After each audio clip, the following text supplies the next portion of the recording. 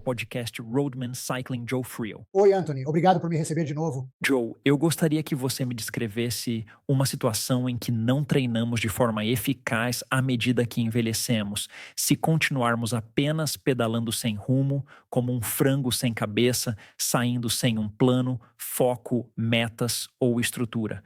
Qual seria o pior cenário possível nesse caso? Bem, o atleta que treina corretamente,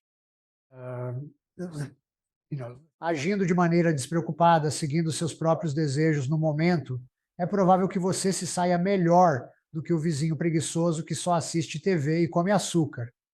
Essa é uma vantagem nossa. No entanto, é possível melhorar com a idade, adotando práticas que promovam um foco maior no desempenho. A primeira pergunta que sempre faço é: quanto sono você consegue? Isso é meio que o tema principal. Infelizmente, muitos atletas mais velhos não dormem o suficiente, por vários motivos. Alguns estão ligados ao estilo de vida. Vão dormir tarde, precisam acordar cedo para o trabalho, ou pode ser fisiológico. À medida que envelhecemos, nosso corpo produz menos melatonina, que é a substância que ajuda a dormir. Então temos várias coisas. Algumas precisam ser abordadas, mas esse é o ponto de partida para tornar um atleta mais apto. É garantir que ele esteja dormindo o suficiente e tentar descobrir a solução para o problema de por quê ele não está dormindo o suficiente. E por suficiente, quero dizer pelo menos 7 horas por noite. Veloz após os 50 é um livro incrível, mas por que escolher focar em atletas envelhecendo? Quais desafios únicos enfrentam atletas mais velhos que os jovens não enfrentam? Sim, bastante. O motivo de focar nisso foi por estar envelhecendo. Todos nós estamos, Joe. A minha era consideravelmente mais velha que a sua. Então eu queria ler as pesquisas. Estava prestes a fazer aniversário. Um aniversário bastante significativo. E então eu ia me dar um presente. O presente seria ler o máximo possível de pesquisas sobre envelhecimento e desempenho. Comecei a ler todo esse material e já faziam muitos anos. Na verdade, havia algo como uns 10 anos, desde que eu tinha olhado para as pesquisas sobre envelhecimento antes. Naquela época, quase não havia informações, mas desta vez percebi que estava sobrecarregado com a quantidade de dados. Então comecei a tomar notas e colocando isso, no meu blog, eu estava lendo sobre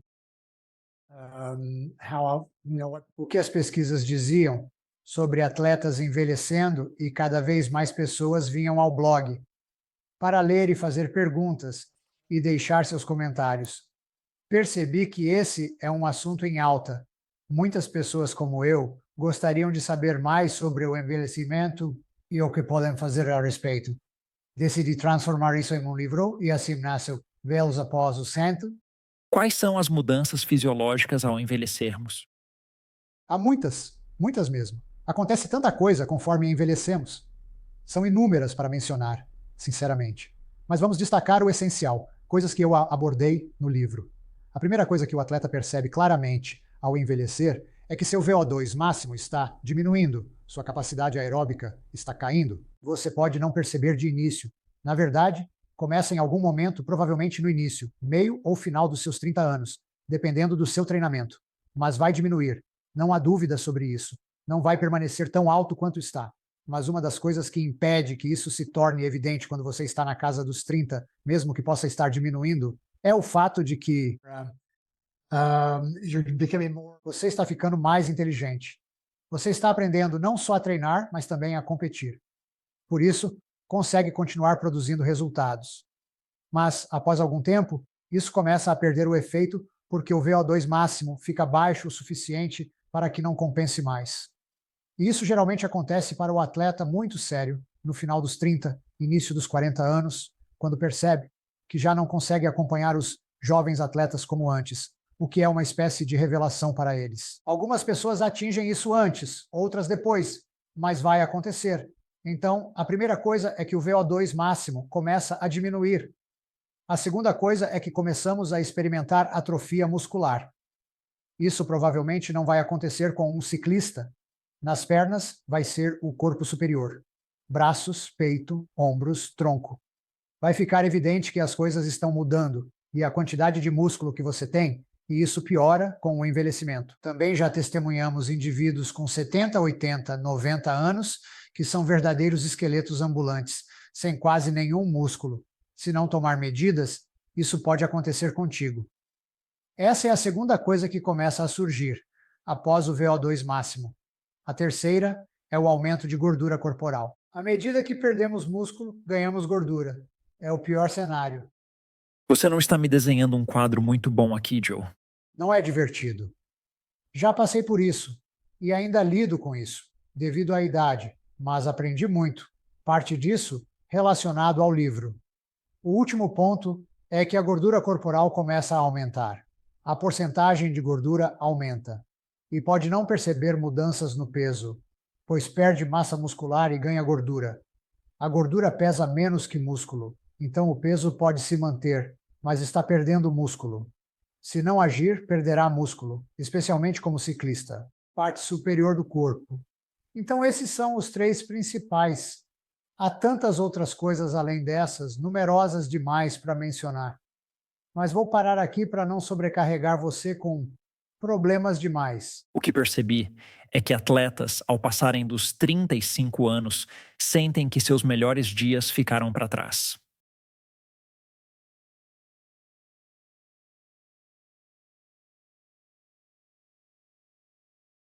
Agora, com 39, ao me aproximar de um aniversário significativo, ouço comentários inocentes de colegas ou pessoas nas corridas, talvez por suas próprias limitações. Eles falam sobre como a idade pode pesar e fazem piadas inocentes. Qual conselho você daria para manter a motivação e positividade na jornada atlética após os 40 anos? Sim, a chave é ter um objetivo. O que eu quero? Por que ando de bicicleta? Por que estou fazendo isso? A razão deve ser principalmente porque você gosta. É divertido. Se não for assim, você não vai conseguir. Pode acabar desistindo do ciclismo, talvez por causa da idade ou outros motivos. Mas, em primeiro lugar, é preciso se divertir. Em segundo lugar, é necessário ter um motivo além do prazer. O que você está tentando alcançar? O que você está tentando realizar? Para quem compete, isso é o ideal a se ter em mente, é a competição. O que eu posso fazer? Como posso continuar competindo? Pode ser simplesmente o seu grupo de pedalada. Isso se torna o seu foco, acompanhar o ritmo deles à medida que envelhece. Existem várias maneiras de fazer isso, dependendo de seus objetivos, mas sugiro ter uma meta. E a terceira coisa é contar com o apoio da família. Seu cônjuge precisa estar com você nessa. Já me deparei com tantos atletas que, ao envelhecerem e não terem o apoio do cônjuge no treinamento, desistiam por não terem em casa o suporte necessário para continuar. Isso pode ser um problema, assim como outras razões que levam a desistências. No entanto, é essencial que, antes de tudo, você goste. Se você não está se divertindo, já tem um problema aí. Se não está se divertindo, procure maneiras de gostar mais disso, como investir em uma bicicleta nova para te motivar, participar de um novo grupo de pedal, ter um novo parceiro de treino ou contratar um treinador. Todas essas ações vão te incentivar a continuar pedalando. Mas sempre há um fim para cada uma dessas coisas. Se você decidir comprar uma bicicleta nova, não será algo que vai te manter interessado por muito tempo. Isso só vai durar alguns meses até um ano, talvez. Posso aprofundar mais na definição de objetivos? Não tenho certeza se é do seu livro ou outro lugar. Li a citação e adorei o que diz sobre definir metas. Se pedir a um arqueiro para atirar, a primeira pergunta será: em que estou atirando? Ao dar o alvo, medir o progresso dele fica fácil. Agora ele tem algo pelo qual se esforçar. Esse alvo é crucial. Antes, eu buscava vencer corridas de elite, participar de grandes provas de cascalho e subir ao pódio. Porém, aos 40 anos, competir com jovens de 20 anos se torna mais desafiador. Como redefinir o sucesso e estabelecer metas realistas, mas desafiadoras para manter a paixão? Isso não é fácil. Você tem que sempre pensar em o que realmente me interessa agora. Eu posso lembrar do meu passado que Eu competi até os 70 anos e só parei naquela época porque aí, o meu estilo de vida mudou. Comecei a viajar muito a trabalho. Até a chegada da Covid em 2020, todo mês eu estava em um lugar diferente do mundo, conversando com atletas, treinadores ou alguém. E então tive que parar de competir. Descobri que, ao parar, precisei repensar. Por que estou fazendo isso? E uma solução foi meu passeio de fim de semana com um grupo. Gosto muito de sair com um grupo, sempre gostei. Isso se tornou uma referência que me manteve motivado. Então sempre esperava por aquele passeio em grupo no sábado de manhã. Então eu me motivava só de saber que ia fazer isso. Você ainda sai com a galera? Sim, ainda saímos juntos. Estamos dando uma pausa no momento. Um dos caras do nosso grupo. Ele desenvolveu um problema cardíaco, então está pegando leve. Não pedalaremos até ele voltar. É como se fôssemos os três mosqueteiros todos juntos. Eu adoro isso. Estamos todos esperando por ele. Ele está lidando bem com a situação e acreditamos que ele resolverá isso para nos reunirmos novamente. Por enquanto, não estou em nenhum grupo e sinto falta disso. Gosto do lado social de andar de bicicleta, mas ainda aprecio sair diariamente e observar as mudanças das estações. Eu me divirto muito. Então, Joe, você mencionou as limitações do envelhecimento e a necessidade de redefinir objetivos. Como ajustamos o treinamento para manter o desempenho máximo diante do declínio no VO2 máximo, atrofia muscular e aumento da gordura corporal? Quais estratégias e sistemas adotamos para alcançar isso? Sim, há várias respostas para essa pergunta. Depende um pouco. Se considerarmos, por exemplo, por um breve momento, a ideia de que só massa muscular está sendo perdida. Se for esse o caso, então começamos a fazer musculação. É isso. A massa muscular não se recupera sozinha. Você precisa tomar uma atitude. A primeira etapa é começar a levantar pesos. A massa muscular, crucial para ciclistas, provavelmente se desenvolverá mais no tronco superior do que nas pernas. Se você nunca treinou essa região, é fundamental, já que ciclistas dependem do tronco superior. Na verdade, você não queria focar no tronco superior. Agora é a hora de iniciar o treino de força para essa região. Qualquer exercício é válido. Supino, rosca, barra fixa, abdominais, pranchas, tudo que trabalha da cintura para cima é essencial. Isso é fundamental. Para tornar isso prático e aplicável para as pessoas, com que frequência alguém precisa ir à academia? Qual é a dose mínima eficaz? Eu diria que o mínimo é se exercitar 2 vezes por semana, sem definir um tempo específico, ao contrário de andar de bicicleta. Na academia, o foco principal são as repetições e as cargas utilizadas nos exercícios. Não importa o tempo que leva para treinar. Comecei há muitos anos, já faz muito tempo. Cansado de esperar na academia pela máquina, decidi transformar minha garagem, Break Time 0 a 58, em minha academia. Compramos uma casa nova e queria uma garagem para 3 carros, apesar de termos só 2. Eu tenho um espaço na garagem para montar minha sala de musculação. A cada ano, adiciono algo novo, então está ficando legal. Vou lá 2 vezes por semana, é rápido e sem filas para usar os equipamentos. Treino quando quero e costumo terminar em 20 a 30 minutos. Já está tudo pronto. Faço isso 2 vezes por semana, então praticamente não toma tempo nenhum do meu dia. É como escovar os dentes, simplesmente vou e faço sem pensar. Tenho que lembrar de ir levantar peso amanhã cedo. Eu não faço isso de jeito nenhum porque sei que vou fazer. Não me digo para escovar os dentes amanhã de manhã. Simplesmente faço. Basicamente, eu levanto peso. Então, você considera isso inegociável, porque sei que você já trabalhou com ciclistas de Tour Mundial, e eu sempre tenho ciclistas de Tour Mundial no podcast. E para eles, a opinião ainda não é unânime quanto à academia. Sim, é benéfico, e eles tentam ir à academia o máximo possível, mas logisticamente, isso geralmente só é possível na entre-safra devido aos seus cronogramas de viagem e idas a campos de altitude. Eles não conseguem ir à academia durante os 12 meses do ano. Mas, para os atletas mais velhos, você consideraria isso essencial em vez de opcional. Ah, sim. Os atletas jovens, especialmente os de elite, vivem em um mundo à parte. Não são bem humanos, são diferentes, marcianos ou algo assim.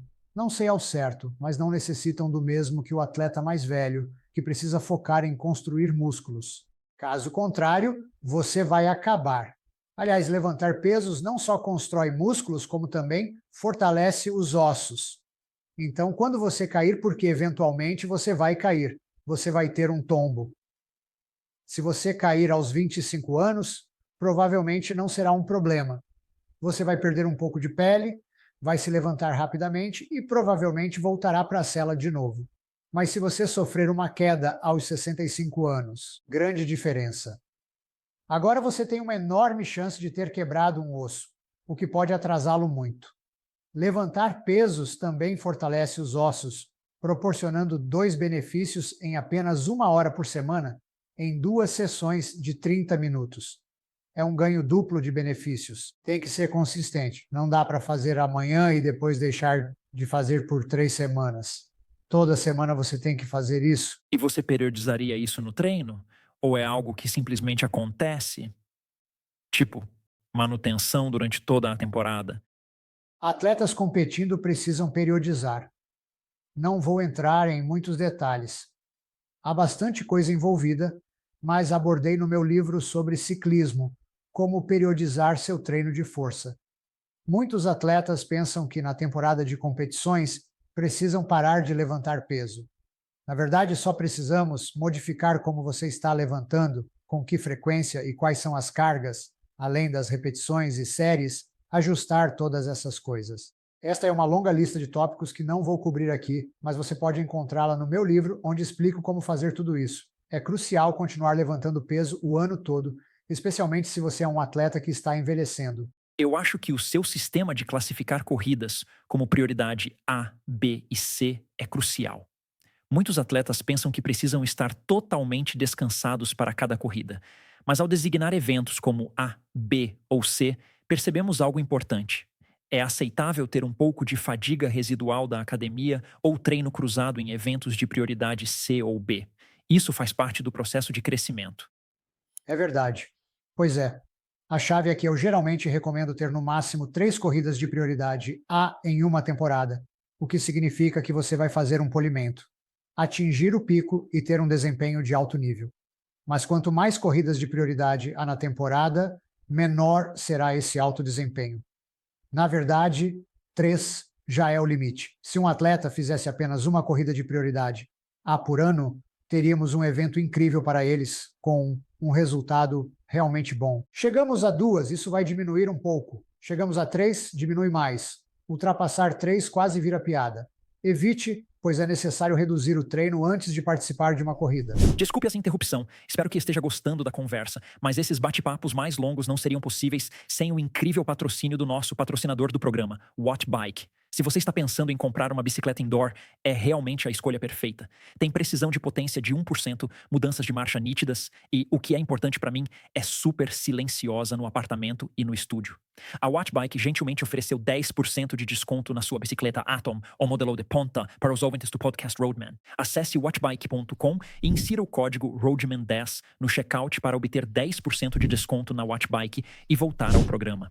Avançando para o segundo componente do envelhecimento, o declínio no VO2 máximo é crucial. Quais estratégias podemos adotar para compensar isso? Sim, o primeiro é o treino consistente.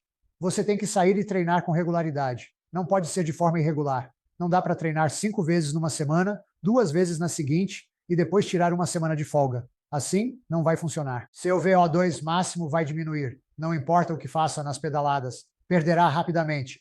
Essa é a primeira diferença. Consistência. Em segundo lugar, acumule volume, percorra muitos quilômetros. Quilômetros de preenchimento são aceitáveis. Nesta fase, você precisa ir para a estrada. Se quer pedalar até o trabalho, todos os dias para acumular mais quilômetros é ótimo.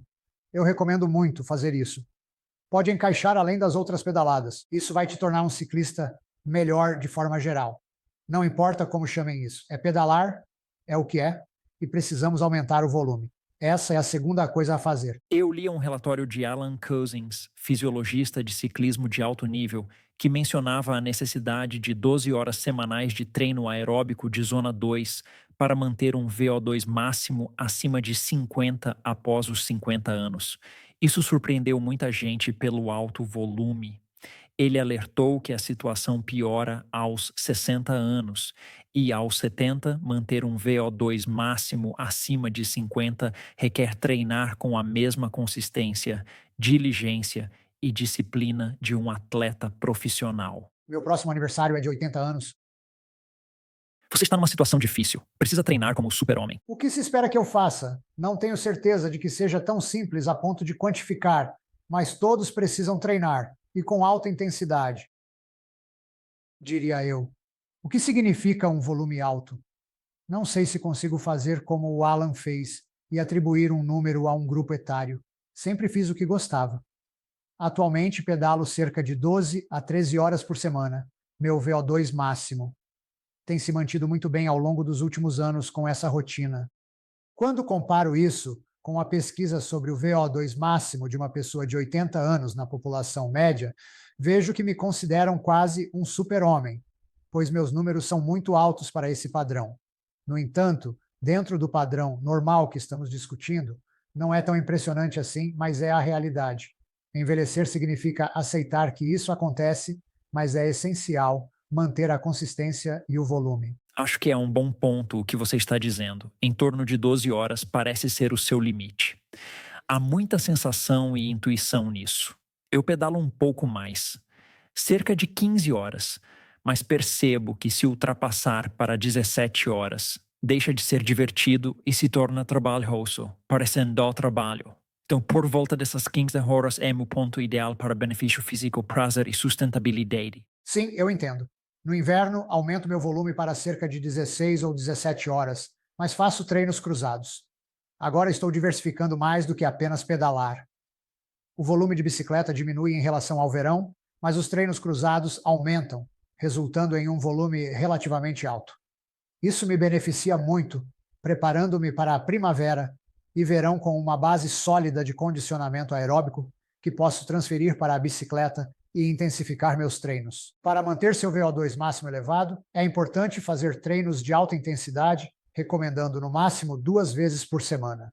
2 treinos intensos semanais são suficientes para todos. Qual exemplo de treino intenso você sugeriria para um atleta durante a temporada? Bem, novamente vai depender do atleta, mas o mais comum são os intervalos de VO2 máximo, intervalos de capacidade aeróbica.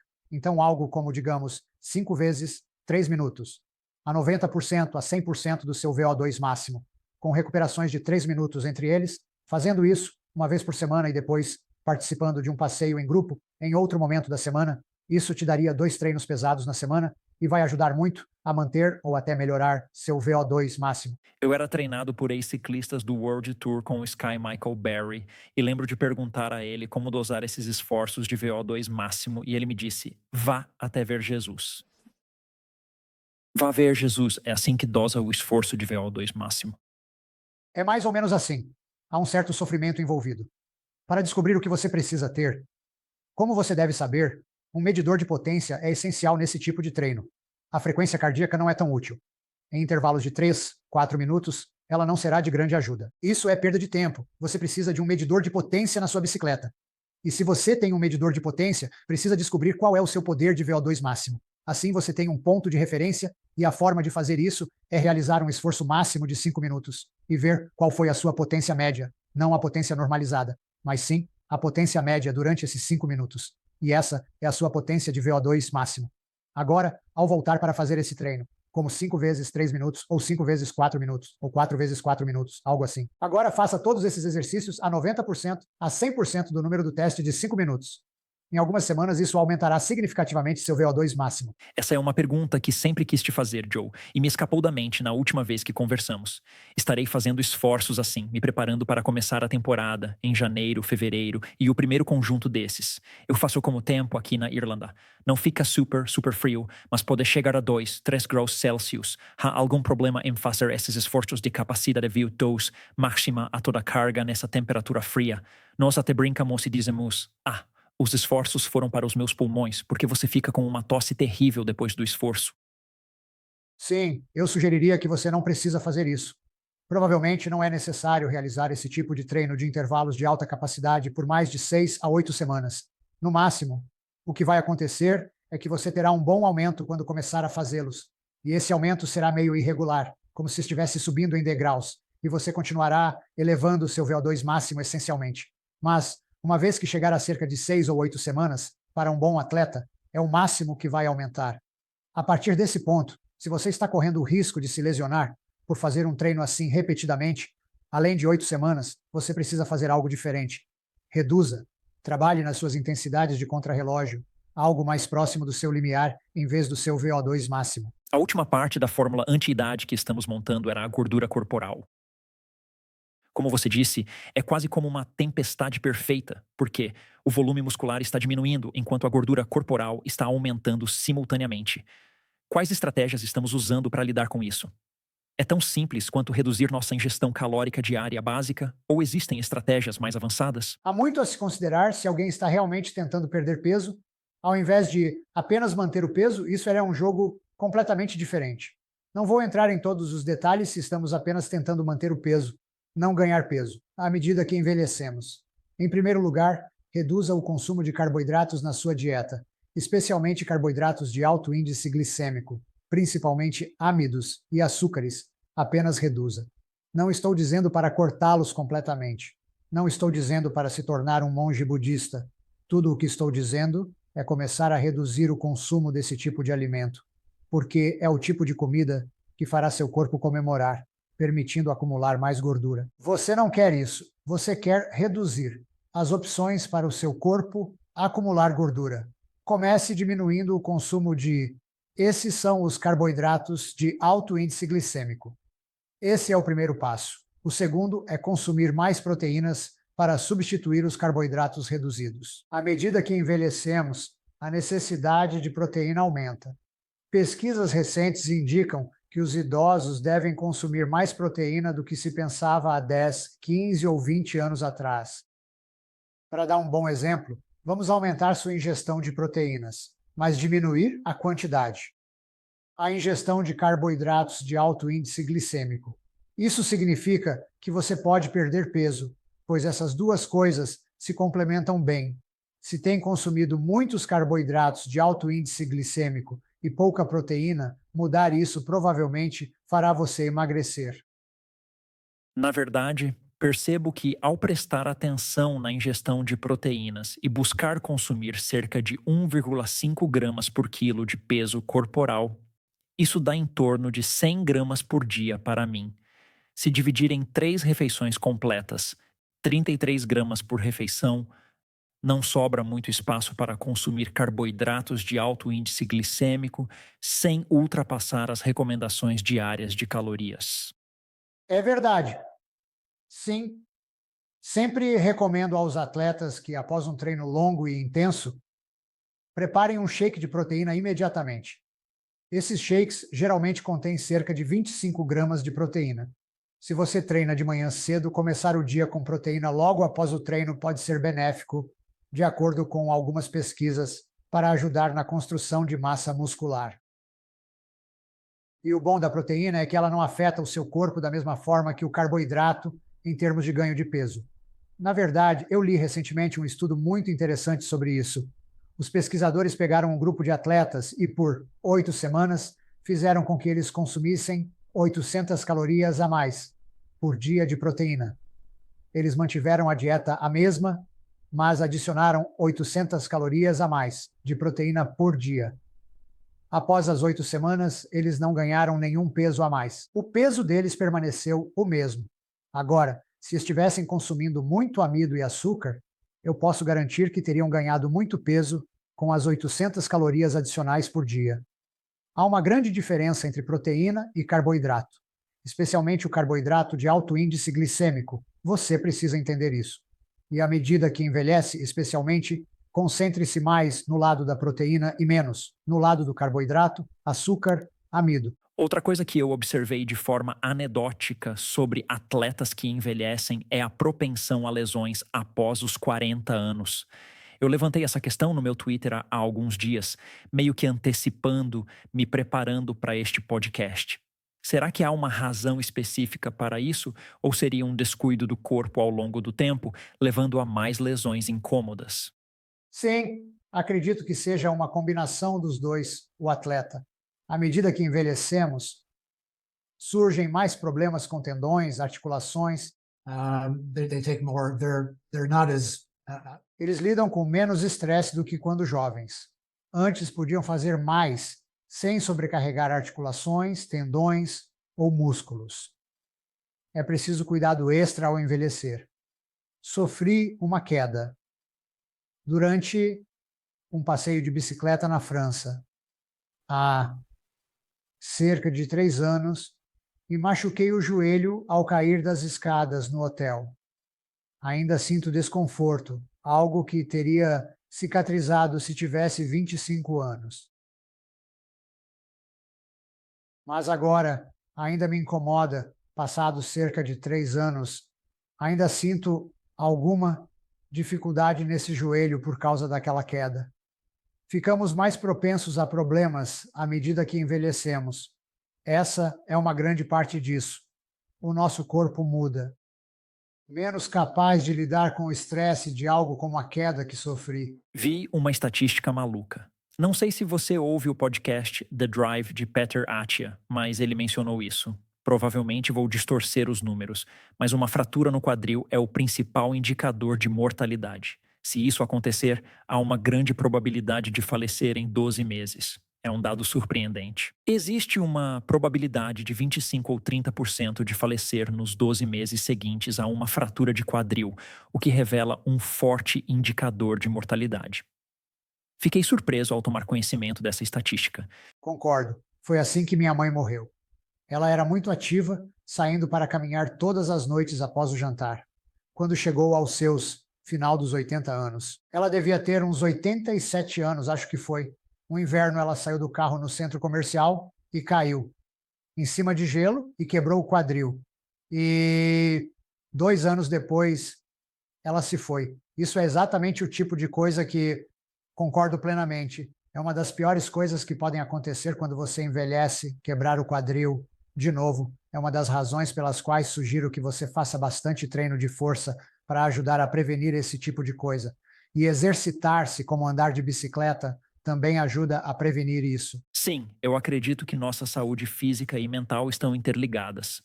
Meu pai enfrenta problemas de mobilidade devido a um coágulo na perna. Uma condição física aparentemente menor que afetou profundamente sua saúde mental. Sim, é verdade. Minha mãe mudou muito depois disso. Ela teve outras complicações de saúde repentinas, o que acabou levando ao seu falecimento. Você tocou no ponto inicial, Joe. Quero retomar isso por completo, que uma das chaves para uma relação duradoura com a bicicleta é ter um relacionamento saudável com a sua parceira, onde ela apoie isso, e especialmente os atletas, à medida que passam dos 30 anos e têm essas demandas conflitantes sobre o seu tempo, com família, trabalho, compromissos sociais. Algum conselho para alguém que está tentando equilibrar todas essas diferentes facetas e ainda manter uma carreira como atleta? Sim, vou contar uma história sobre isso. Meu filho era ciclista profissional. Ele competiu na Europa, na mesma época do lance, começando nos anos 90. E quando ele se casou, por volta dos 30 anos, ele se casou. E por volta dos 35, sua esposa estava grávida. Lembro de ter uma conversa com ele e dizer que este seria o teste da vida dele que estava prestes a começar. Ele ainda estava competindo, ainda estava muito competitivo, pedalava diariamente, fazendo longas distâncias, grande volume, muito dedicado a isso. Mas ele está prestes a ver algo novo que o desafiará de várias maneiras. E a primeira coisa que eu disse foi: não importa o que você faça, você sempre estará errado pelos próximos 20 anos. Você pode dedicar seu tempo à sua família. Se fizer isso, sua carreira sofrerá. Se dedicar seu tempo à carreira, sua família sofrerá. Então você tem essa situação, está tentando equilibrar o tempo entre carreira e família. e será extremamente difícil fazer isso como ciclista, porque você também está tentando colocar tanto volume e tempo. Tenho que admitir que ele lidou muito bem com isso. Foi um pai melhor do que eu e teve mais sucesso na carreira. Ele deu conta do recado. Mas é um momento crucial, especialmente para um homem devido à sua relação familiar distinta das mulheres. O homem é visto na sociedade ocidental como o provedor, mas também alguém que deve cuidar da família. Conciliar esses papéis é desafiador, pois o dia tem apenas 24 horas. Se tentar encaixar 2 ou 3, 4 horas de ciclismo no dia, algo terá que ceder. Ele fez um excelente trabalho. Eu não mudaria nada do que ele fez. Mas é um problema, eu sei, para todos os ciclistas. E a ironia está em dedicar tempo à família ou ao negócio, negligenciando a própria saúde. No final das contas, como diz o ditado das companhias aéreas, se não cuidar da sua saúde em primeiro lugar, tudo mais sofrerá irreparavelmente a longo prazo. Concordo. Muito sábio. Joe, só mais uma pergunta para você. Você está quase fazendo 80 anos. Parabéns por manter uma saúde incrível até agora. O que você tem certeza agora que não sabia aos 40 anos? Tanta coisa. Deixa eu te dar um exemplo de um amigo meu. Ele sempre foi meu modelo a seguir. Era 13 anos mais velho do que eu e o acompanho há uns 20 anos. Uma das coisas que aprendi com ele foi que há um tempo de vida e um tempo de saúde. Desses, o tempo de saúde é o mais crucial. Ele sempre priorizou sua saúde ao longo de toda a vida. Faleceu há cerca de 2 meses, aos 92 anos. No último dia de sua vida, aos 92 anos, ele pedalou na garagem, no rolo de treino e correu na esteira pela manhã, vindo a falecer à tarde. Sua saúde permaneceu excepcional, mantendo-se fiel aos exercícios. Eu o observava para me inspirar e espero partir após um passeio de bicicleta. Quem sabe, ultrapassando os 92 anos, para me despedir após momentos de diversão e com saúde plena.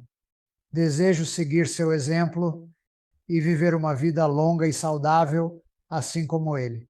Mas algo me pegou no último segundo como uma perda de saúde de 1 segundo em vez de 30 anos, como a maioria na sociedade ocidental. Joe, você é um tesouro do ciclismo. Obrigado por ser tão generoso com seu tempo hoje. Desejo boa saúde e muitos quilômetros pela frente. Muito obrigado, Anthony, e agradeço por estar aqui. Se gostou desse episódio, clique aqui para outra conversa que vai adorar.